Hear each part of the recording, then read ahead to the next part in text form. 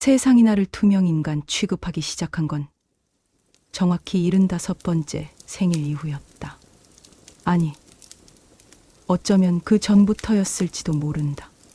서서히, 너무나 서서히 진행되어서 내가 알아채지 못했을 뿐, 마치 깊게 패인 주름처럼 어느 날 문득 거울을 보다가 깨닫는 그런 변화 말이다.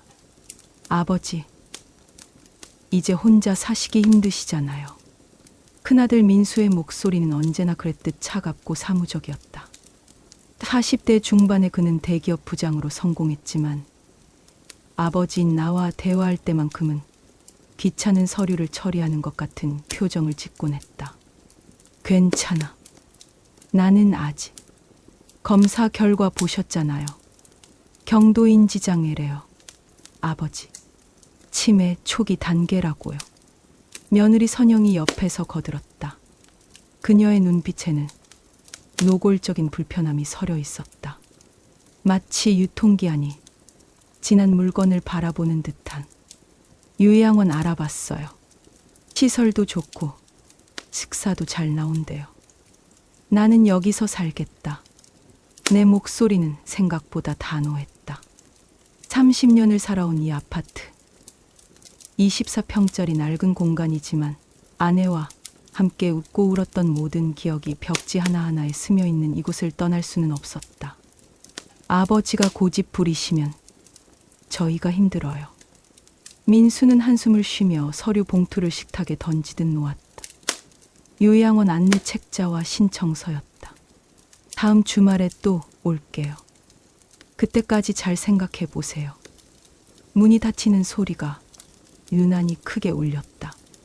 아니, 실제로는 조심스럽게 닫았을 것이다. 하지만 내 귀에는 모든 소리가 증폭되어 들렸다. 고독이라는 건 그런 것이다. 침묵을 더 시끄럽게 만드는. 창문 너머로 보이는 11월의 하늘은 잿빛이었다.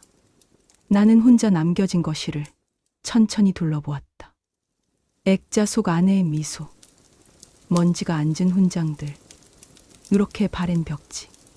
이 모든 것이 나의 존재를 증명하는 유일한 증거였다. 요즘 들어 자주 있는 일이었다. 말을 해도 아무도 듣지 않는 것 같은 느낌. 마치 내가 이미 죽은 사람처럼, 유령처럼 이 세상을 떠도는 것 같은 기분. 치매. 나는 작게 중얼거렸다. 의사는 경도인지장애라고 부드럽게 포장했지만 결국은 같은 말이었다. 기억이 조금씩 지워지고 있다는 것. 나라는 존재가 서서히 사라지고 있다는 것. 하지만 나는 아직 괜찮았다. 오늘이 며칠인지 알고 아들의 이름도 기억하고 식사도 혼자 잘 챙겨 먹었다. 다만 가끔, 정말 가끔씩 물건을 어디에 뒀는지 잊거나 오늘이 무슨 요일인지 헷갈릴 뿐이었다. 그날 저녁 나는 평소처럼 복도를 산책했다. 이상하게 들리겠지만 나의 유일한 낙이었다. 저녁 8시 뉴스가 끝나고 나면 집 밖으로 나가 아파트 복도를 천천히 걷는 것. 왕복 10분 정도 걸리는 짧은 거리지만 그 시간만큼은 아직 내 다리가 튼튼하다는 것을, 내가 아직 살아있다는 것을 확인할 수 있었다. 15층 복도는 고요했다. 대부분의 집은 불이 꺼져 있었다. 젊은 부부들은 늦게까지 일하고 아이들은 학원에 가 있고 나 같은 노인들은 일찍 잠들었다. 내가 사는 1502호에서 시작해 복도 끝 1515호까지 걸어간다. 형광등의 윙윙거리는 소리만이 유일한 동반자다. 그리고 돌아올 때 나는 항상 407호, 아니 1507호 앞에서 잠시 멈춘다. 그 집만은 항상 불이 켜져 있었다. 석 달 전쯤 이사 온 젊은 부부가 살고 있었다. 30 초반으로 보이는 남자와 임신한 것 같은 아내. 한 번도 제대로 인사를 나눠본 적은 없었다. 그들은 나를 보면 어색하게 미소만 짓고 황급히 문을 닫곤 했다. 요즘 젊은이들은 다 그렇다고 생각했다. 노인에게 관심이 없는 것. 어쩌면 두려워하는 것인지도. 나이 든 사람을 보면 자신의 미래를 떠올리게 되니까. 하지만 1507호는 뭔가 달랐다. 설명하기 어려운 느낌이었다. 문틈 사이로 새어나오는 불빛이 너무 하얗다고 할까. 마치 병원의 수술등 같은. 그리고 가끔, 아주 가끔씩 이상한 소리가 들렸다. 긁는 소리. 벽을 긁는 듯한, 아니면 무언가를 끄는 듯한. 노인네, 귀가 이상해진 거겠지. 나는 스스로에게 그렇게 말했다. 치매 초기 증상에 환청도 포함된다고 의사가 말했었다. 그래, 환청일 것이다. 그날 밤도 나는 1507호 앞을 지나쳤다. 문틈으로 하얀 불빛이 새어나오고 있었다. 그리고 문득 무언가가 움직이는 그림자가 보였다. 키가 큰 남자의 실루엣. 그런데 이상했다. 그 움직임이 너무 느렸다. 마치 무거운 것을 끌고 가는 것 같은. 나는 고개를 저었다. 또 헛것을 보는 거야. 의사의 목소리가 머릿속에서 울렸다. 환각을 보실 수도 있습니다. 걱정하지 마세요. 초기에는 흔한 증상입니다. 1502호로 돌아와 문을 잠그고 나는 소파에 앉아 멀리를 응시했다. TV는 꺼져 있었지만 화면 속 내 반사된 모습이 보였다. 깊게 패인 주름, 힘없이 처진 어깨, 그리고 어딘가 초점 없는 눈빛. 나는 아직 괜찮아. 스스로에게 되뇌었지만 확신은 점점 흐려지고 있었다. 다음 날 아침, 관리사무소 앞 게시판에서 이상한 전단지를 발견했다. 실종자를 찾습니다. 얼굴 사진과 함께 적힌 내용이었다. 40대 여성. 한 달 전 이 아파트 단지 인근에서 실종. 마지막으로 목격된 곳은 15층 엘리베이터 앞. 15층이라면 우리 층이었다. 또 실종이래요. 엘리베이터에서 마주친 13층 아줌마가 수군거렸다. 옆에 있던 친구로 보이는 여자에게. 이번 달만 3번째잖아요. 무섭지 않아요? 경찰도 조사했는데 별거 없다던데. 그냥 가출 아니에요. 근데 왜 하필 이 아파트 근처에서? 엘리베이터 문이 열리자 그들은 나를 힐끗 보고는 대화를 멈췄다. 그리고 내가 탈 때까지 기다리지 않고 먼저 내려버렸다. 나는 또다시 투명인간이 된 기분이었다. 15층으로 올라가는 동안 나는 생각했다. 실종. 한 달에 3명. 그리고 모두 이 아파트 근처에서. 우연일까? 아파트로 돌아오는 길에 또 한 번 1507호를 지나쳤다. 이번에는 낮이었는데도 불이 켜져 있었다. 커튼이 쳐져 있어서 안은 보이지 않았지만 문틈 아래로 그 하얀 빛이 새어나오고 있었다. 그리고 그 순간 나는 보았다. 문 앞에 놓인 우유병 5개. 아침에 배달된 우유였는데 하나도 가져가지 않은 것이었다. 이틀 전 것, 사흘 전 것도 그대로였다. 이상하네. 보통 사람이라면 매일 우유를 가져가지 않나. 특히 임신한 여자라면. 나는 조심스럽게 다가가 문 앞에 쪼그리고 앉았다. 무릎이 삐걱거렸지만 참았다. 그리고 귀를 문에 가까이 댔다. 처음엔 아무 소리도 들리지 않았다. 하지만 집중하자 들렸다. 미세한 윙윙거리는 소리. 마치 에어컨이나 환풍기가 돌아가는 것 같은. 그리고 무언가 축축한 소리. 물이 떨어지는 것 같기도 하고. 뭐 하시는 거예요? 등 뒤에서 목소리가 들려 나는 깜짝 놀라 뒤돌아봤다.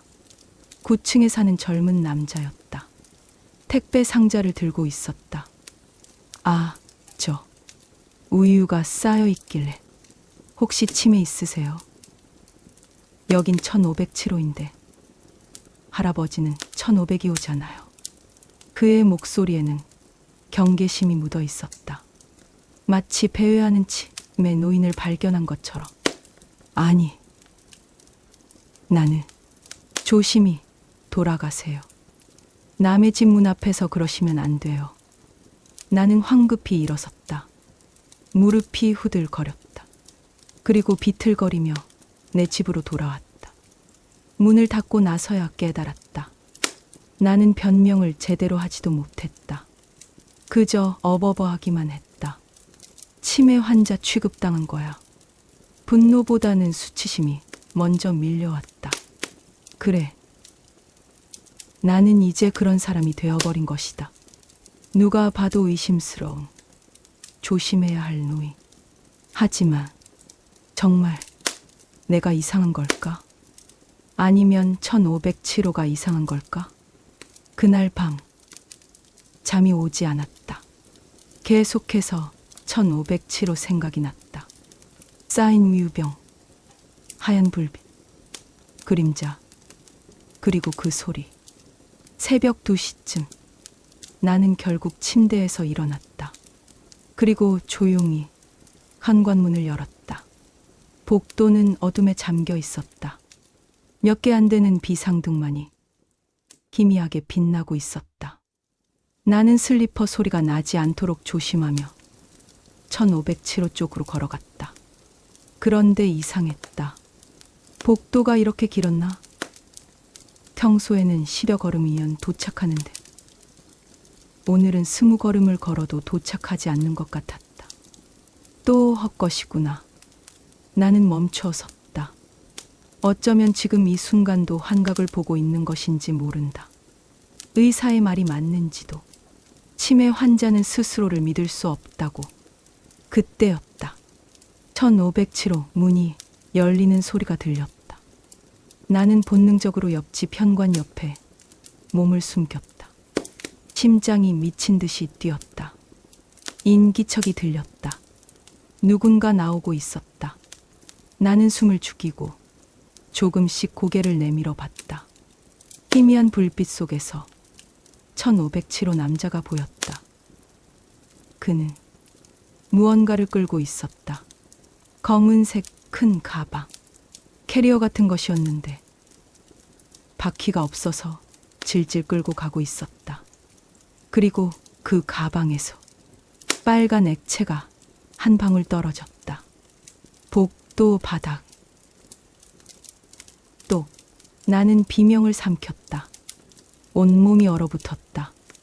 남자는 엘리베이터 쪽으로 가방을 끌고 갔다. 엘리베이터가 도착하는 소리, 문이 열리는 소리, 그리고 닫히는 소리. 고요함이 다시 찾아왔다. 나는 한참 동안 그 자리에 서 있었다. 다리가 떨려서 움직일 수가 없었다. 그리고 천천히, 아주 천천히 1507호 문 앞으로 다가갔다. 문은 완전히 닫히지 않았다. 약간의 틈이 있었다. 나는 떨리는 손으로 그 틈 사이로 안을 들여다봤다. 하얀 불빛이 눈을 찔렀다. 그리고 냄새, 뭔가 썩은 것 같은, 아니 소독약 같은, 알 수 없는 냄새. 거실이 보였다. 하지만 가구는 없었다. 대신 바닥에는 큰 비닐이 깔려 있었고 그 위에 내 눈이 무언가를 포착하는 순간 뒤에서 손이 내 어깨를 잡았다. 할아버지. 나는 비명을 지르며 뒤돌아봤다. 경비 아저씨였다. 새벽에 뭐 하시는 겁니까? CCTV에서 봤는데. 혹시 어디 아프세요? 저기 1507호가. 1507호요. 거기 젊은 부부 사는데요. 무슨 문제라도. 경비 아저씨는 나를 안쓰러운 듯 바라봤다. 그의 눈에서 나는 읽을 수 있었다. 불쌍한 치매의 노인. 집으로 모셔다 드릴게요. 감기 걸리십니다. 나는 저항할 수 없었다. 1502호까지 끌려가듯 돌아왔다. 경비 아저씨는 물 한 잔을 챙겨주고 나서야 떠났다. 혼자 남은 거실에서 나는 떨리는 손으로 물을 마셨다. 내가 본 게 정말일까? 아니면 환각이었을까? 하지만 그 빨간 액체는, 그 냄새는, 그리고 비닐 위에 놓인 그것은 나는 확신할 수 없었다. 나 자신조차 믿을 수 없는 상황. 치매 환자의 증언을 누가 믿어주겠는가? 창문 밖 동이 트기 시작했다. 새로운 하루가 밝아오고 있었다.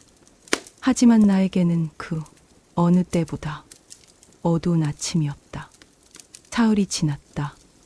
나는 그 밤 이후 1507호를 피했다. 아니, 피하려고 했다. 하지만 자석처럼 시선이 그곳으로 향했다. 복도를 지날 때마다, 창문을 볼 때마다, 심지어 잠들기 전에도 그 빨간 액체가 떨어지던 순간이 계속 재생되었다. 할아버지, 요즘 밤에 잘 주무세요? 방문간호사 김민지가 혈압을 재며 물었다.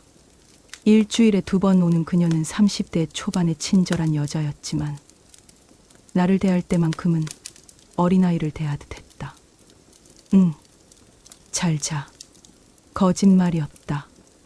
매일 밤 악몽을 꿨다.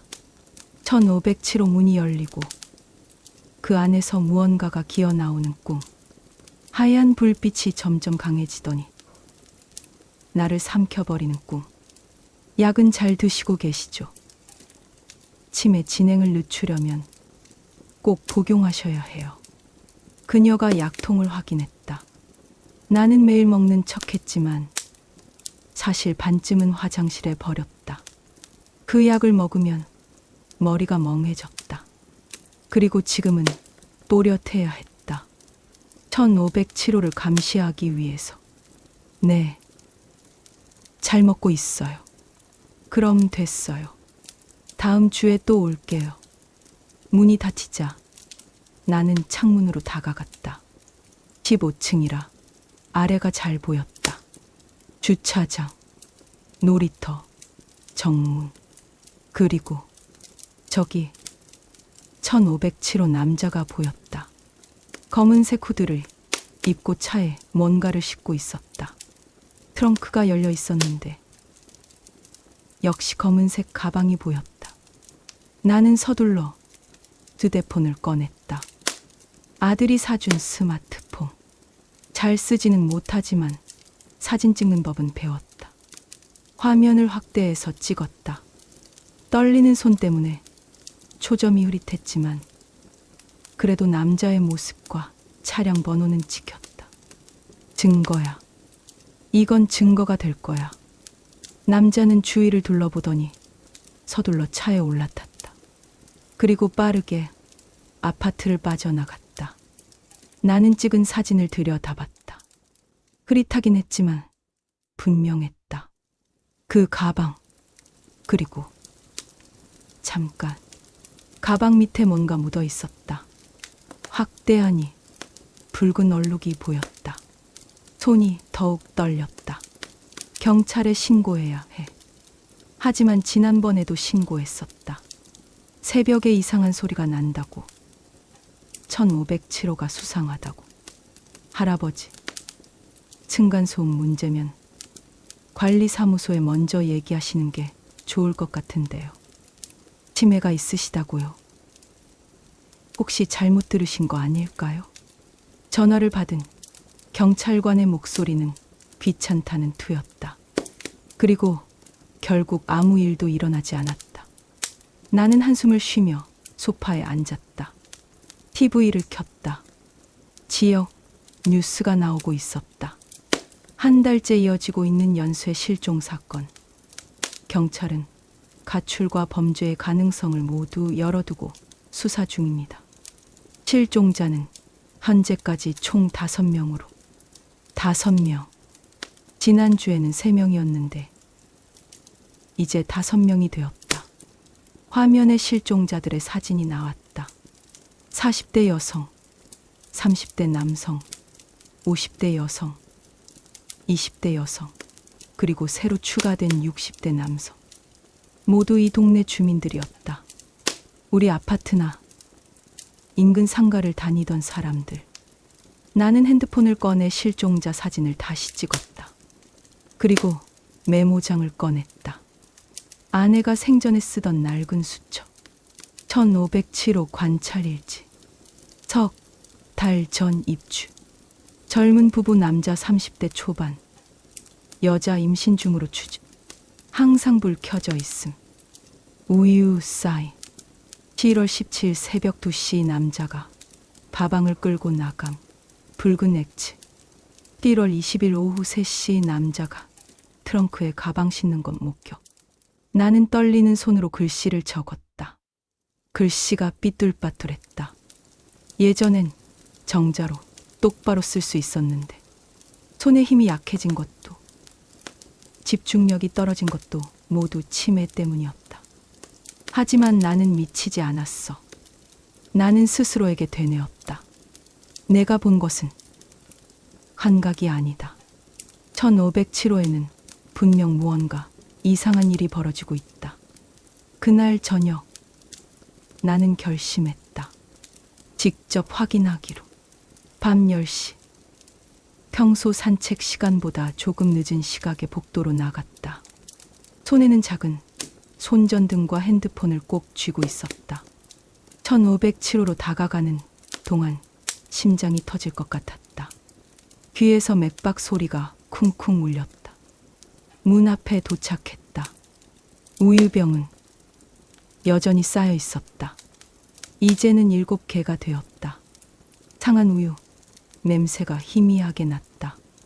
나는 조심스럽게 문손잡이를 잡아봤다. 잠겨 있었다. 당연했다.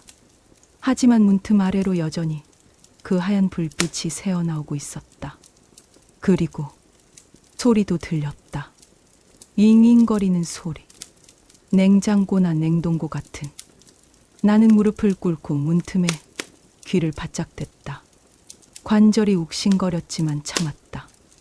더 많은 소리가 들렸다. 물 흐르는 소리. 뭔가 부딪히는 소리.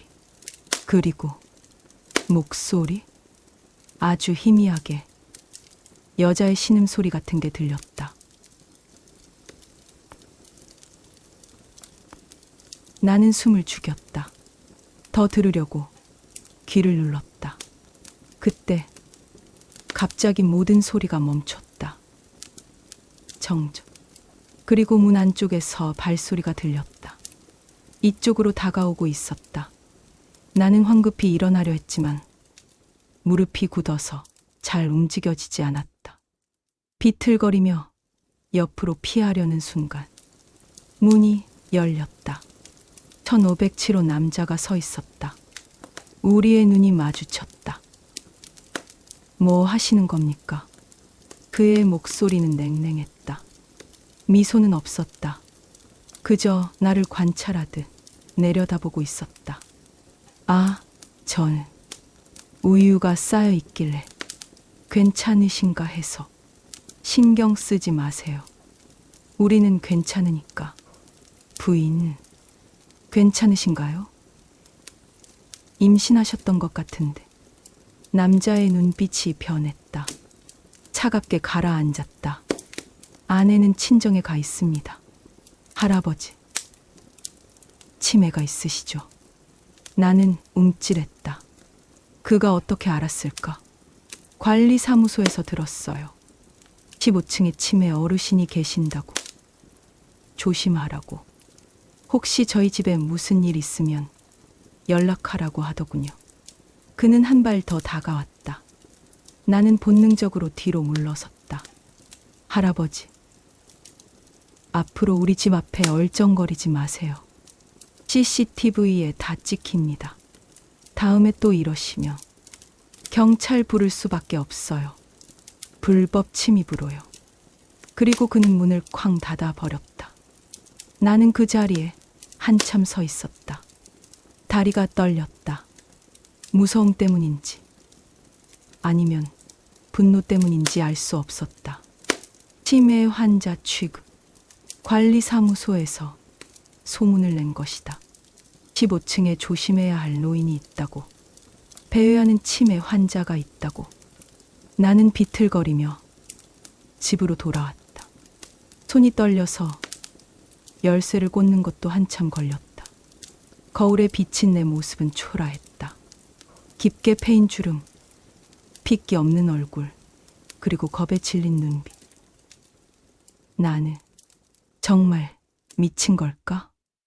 다음 날 나는 아들 민수에게 전화했다. 아버지, 무슨 일이세요? 회의 중인데. 민수야, 1507호 좀 조사해봐라. 거기 뭔가 이상해. 네. 무슨 소리세요? 실종 사건들 있잖아. 뉴스에 나옴. 그거 1507호랑 연관이 있는 것 같아. 전화 너머로 한숨 소리가 들렸다. 아버지, 또 시작이세요.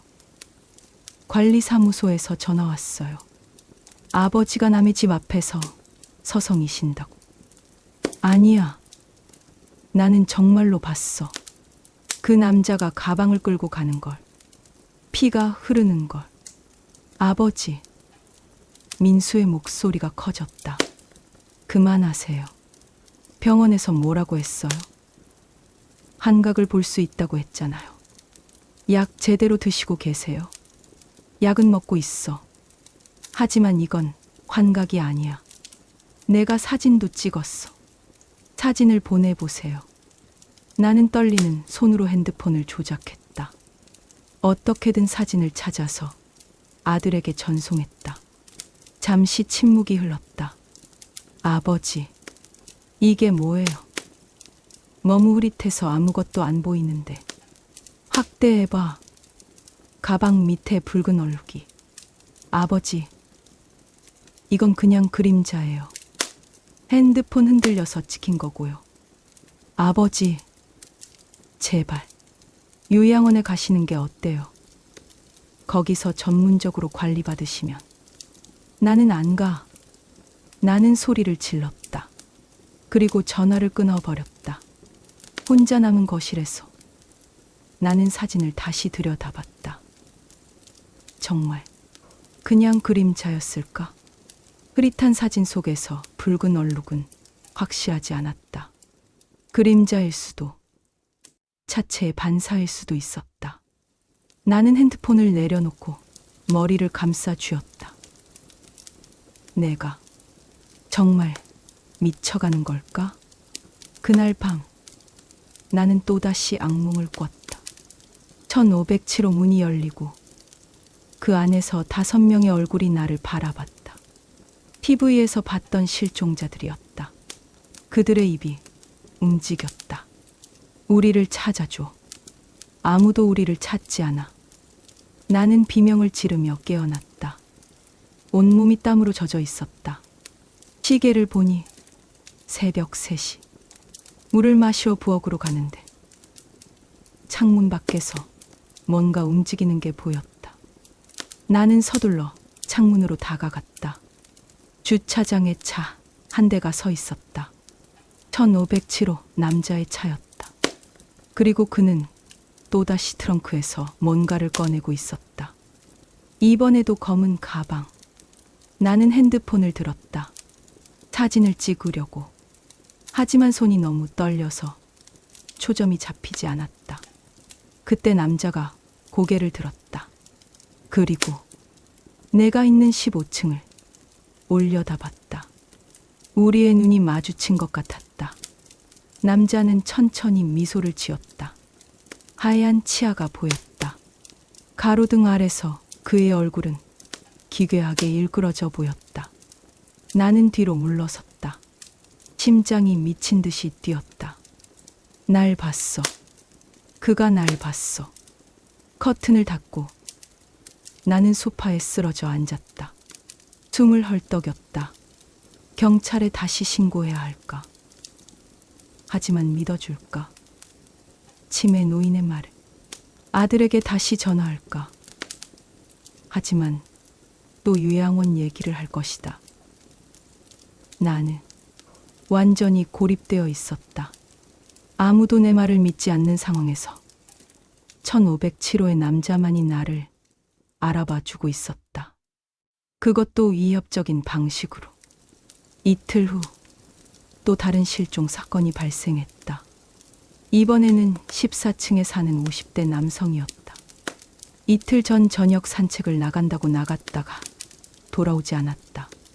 경찰이 아파트에 왔다. CCTV를 조사했다.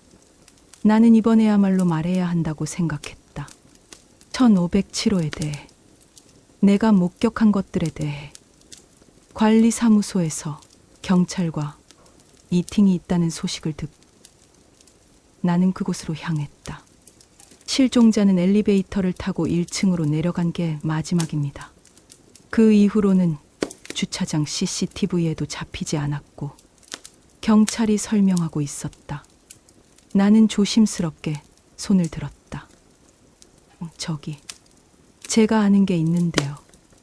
모두의 시선이 나에게 향했다. 경찰, 관리소장, 주민대표 등 1507호가 수상합니다. 저는 그 집 남자가 밤마다 할아버지, 1502호 사시는 분이시죠? 관리소장이 끼어들었다. 그의 얼굴에는 난처함이 가득했다. 네, 그런데요. 1507호 남자가 검은 가방을. 할아버지, 죄송하지만 할아버지는 치매가 있으시잖아요. 정적이 흘렀다.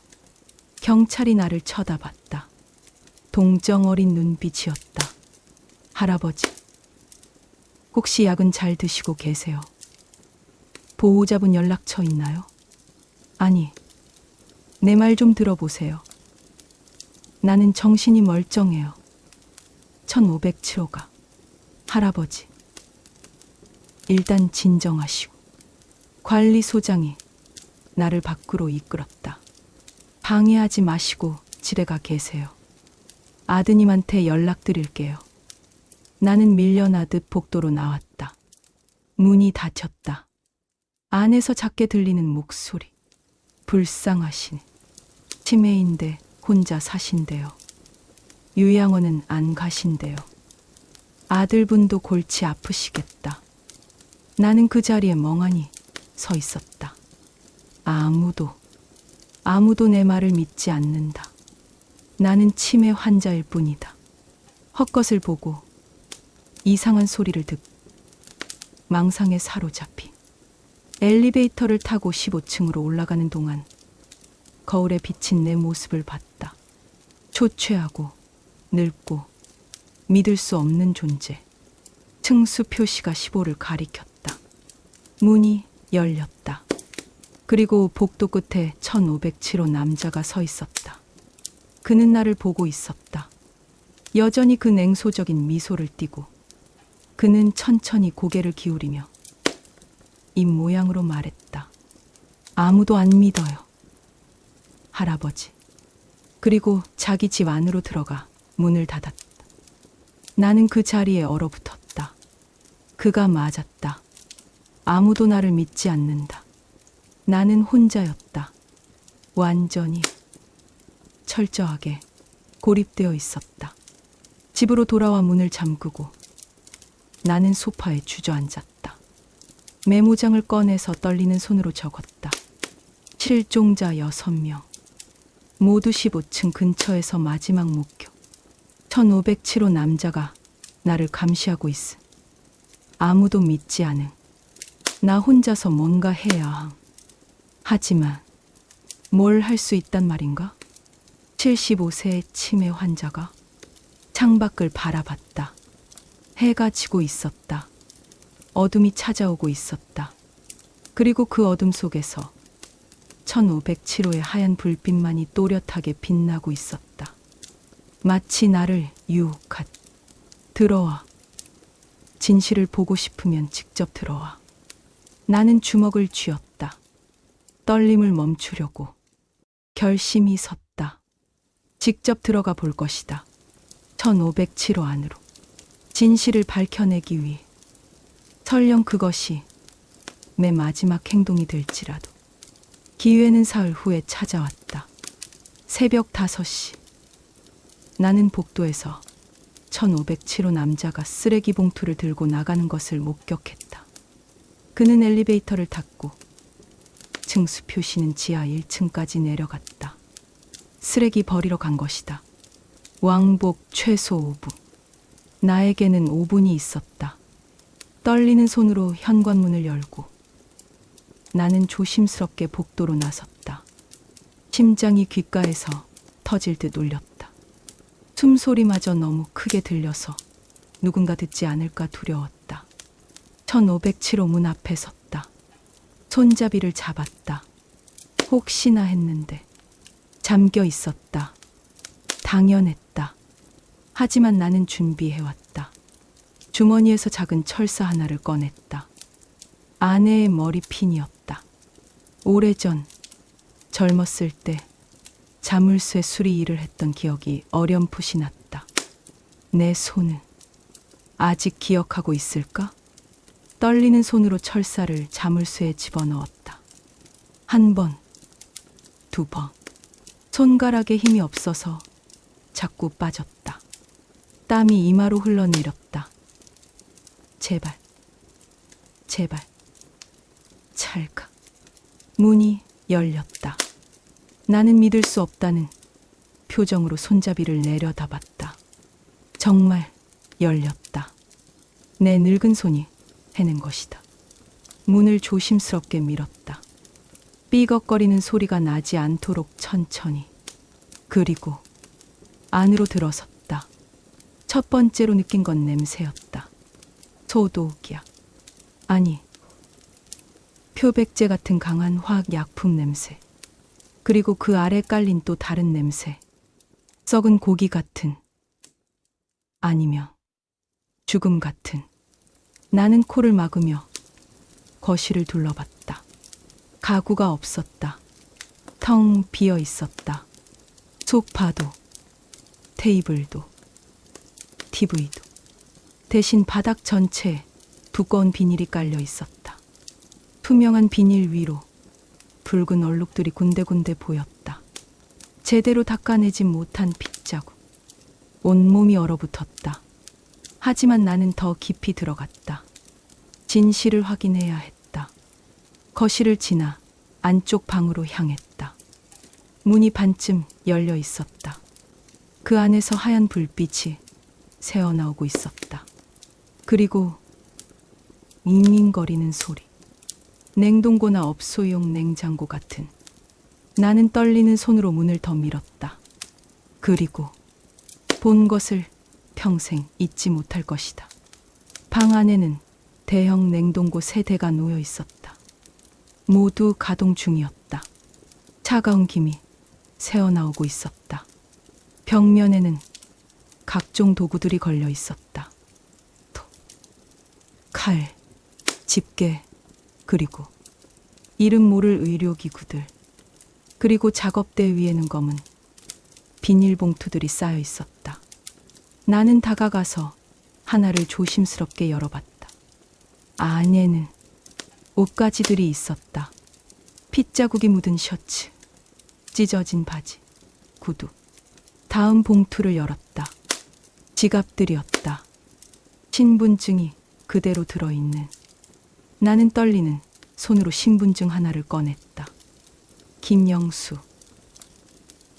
나 54세. TV에서 봤던 실종자였다. 14층에 살던 남자. 다른 지갑들도 확인했다. 모두 실종자들의 것이었다. 6개의 지갑. 6명의 인생. 안 돼. 안 돼. 나는 비틀거렸다. 손이 작업대를 짚었는데 뭔가 차갑고 딱딱한 것이 만져졌다. 내려다보니 뼈였다. 사람의 대퇴골로 보이는 깨끗하게 살점이 제거된 뼈. 구역질이 올라왔다. 나는 입을 막고 뒤로 물러섰다. 그때 냉동고 하나에서 이상한 소리가 났다. 쿵, 쿵.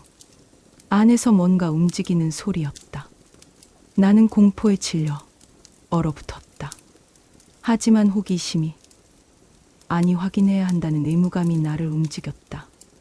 냉동고 손잡이를 잡았다. 차가운 금속이 손바닥에 닿았다. 천천히 열었다. 그리고 비명을 삼켰다. 안에는 여자가 들어 있었다. 아직 살아 있었다. 입에는 재갈이 물려 있고 손발이 묶여 있었다. 온몸이 얼어서 푸르스름했지만 눈동자는 움직이고 있었다. 그녀가 나를 봤다. 눈빛에 절망과 희망이 동시에 떠올랐다. 신음 소리를 냈다. 살려달라는. 기다려요. 좀 구해드릴게요. 나는 서둘러 냉동고 안으로 손을 뻗었다. 그녀의 몸을 끌어내려고. 하지만 그 순간 뒤에서 목소리가 들렸다. 할아버지, 뭐 하시는 거예요? 온몸이 얼어붙었다. 천천히 뒤돌아보니 1507호 남자가 문 앞에 서 있었다. 손에는 쓰레기 봉투 대신 커다란 망치를 들고 있었다. 경찰 부를 거예요. 나는 떨리는 목소리로 말했다. 주머니에서 핸드폰을 꺼내려 했지만 손이 너무 떨려서 떨어뜨리고 말았다. 핸드폰이 바닥에 떨어져 깨졌다. 남자는 천천히 웃었다. 차갑고 계산적인 미소. 할아버지, 누가 믿어줄까요? 치매 환자의 말을요. 그는 한 발씩 다가왔다. 망치를 손에서 가볍게 돌리며. 저도 처음엔 조심했어요. 할아버지가 자꾸 기웃거리길래. 하지만 알게 됐죠. 할아버지는 위협이 안 된다는 걸. 아무도 할아버지 말을 안 믿으니까. 이 미친. 왜 이런 짓을? 왜요? 남자는 고개를 갸우뚱했다. 할아버지는 모르세요. 세상이 얼마나 잔인한지, 사람들이 약자를 어떻게 취급하는지. 그의 눈빛이 변했다. 광기가 서렸다. 저도 한때는 약자였어요. 백수, 루저, 팩. 사람들이 저를 그렇게 불렀죠. 무시당하고 짓밟히고. 할아버지처럼요. 나는 뒤로 물러섰다. 등이 냉동고에 닿았다. 그래서 결심했죠. 나도 힘을 가지겠다고. 나를 무시하던 사람들을 하나씩 정리하기로요. 당신은 미쳤어. 미쳤다고요? 남자가 웃었다. 아니에요. 할아버지. 저는 정말 정상이에요. 세상이 미친 거죠. 약자를 짓밟는 이 사회가 미친 거예요. 그는 내 앞까지 다가왔다. 나는 도망칠 곳이 없었다. 할아버지도 알잖아요. 그 느낌. 투명 인간이 된 것 같은 느낌. 아무도 당신의 존재를 인정하지 않는 그 기분. 맞았다. 나는 알고 있었다. 그 고통을. 하지만 그렇다고 사람을 죽여도 된다는 건 아니야. 나는 떨리는 목소리로 말했다. 그리고 냉동고 안의 여자를 가리켰다. 저 사람은 아직 살아있어. 당장 풀어줘. 남자가 냉동고를 바라봤다. 그리고 한숨을 쉬었다. 아, 저 여자. 며칠 전에 잡았는데 아직 안 죽었네요. 냉동고가 생각보다 천천히 죽이더라고요. 고통스럽게. 악마. 당신은 악마야. 악마? 남자가 웃었다. 할아버지. 저는 그냥 배운 대로 하는 거예요. 사회가 저한테 한 것처럼 저도 약한 사람들한테 하는 거죠. 그가 망치를 들어 올렸다. 미안하지만 할아버지도 여기서 끝이에요. 어차피 얼마 안 남으셨잖아요. 치매로 고생하시는 것보다는 이게 나을 거예요. 망치가 내려왔다. 나는 본능적으로 팔로 막았다. 뚝, 뼈가 부러지는 소리가 들렸다. 고통이 팔에서 온몸으로 퍼졌다.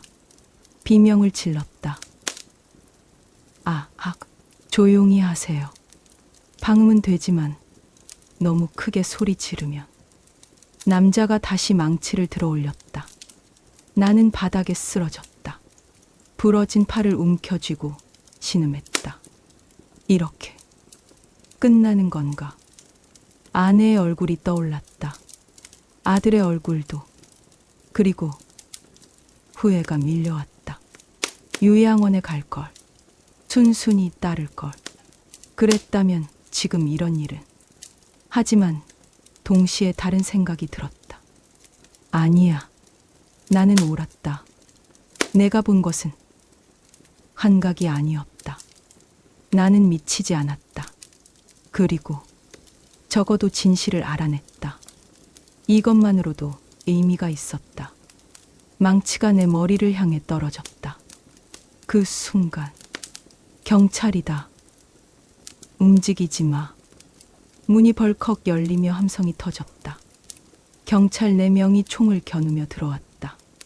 남자는 멈칫했다. 망치가 내 머리 바로 위에서 멈췄다. 무기 내려놓고 엎드려. 남자는 망치를 떨어뜨렸다. 그리고 천천히 무릎을 꿇었다. 얼굴에는 믿을 수 없다는 표정이 가득했다. 어떻게? 경찰들이 그를 제압했다. 수갑을 채우는 소리가 들렸다. 나는 바닥에 쓰러진 채로 헐떡였다. 부러진 팔의 고통보다 안도감이 더 컸다. 할아버지, 괜찮으세요? 젊은 경찰관이 내게 다가와 부축했다. 냉동고 안에 여자가. 알고 있습니다. 구급차 불렀어요. 괜찮을 겁니다. 나는 고개를 들어 냉동고를 봤다. 다른 경찰들이 여자를 꺼내고 있었다. 담요로 감싸주고 구급 처치를 하고 있었다. 살아 있었다. 살릴 수 있었다. 할아버지가 신고하신 거 맞죠?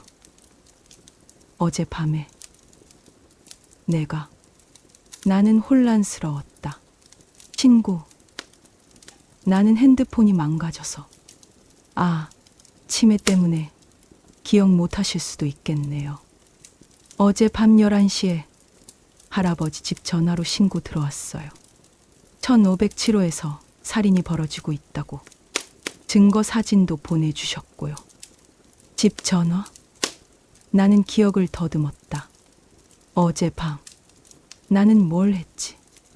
처음엔 치매 환자의 망상일 수도 있다고 생각했어요.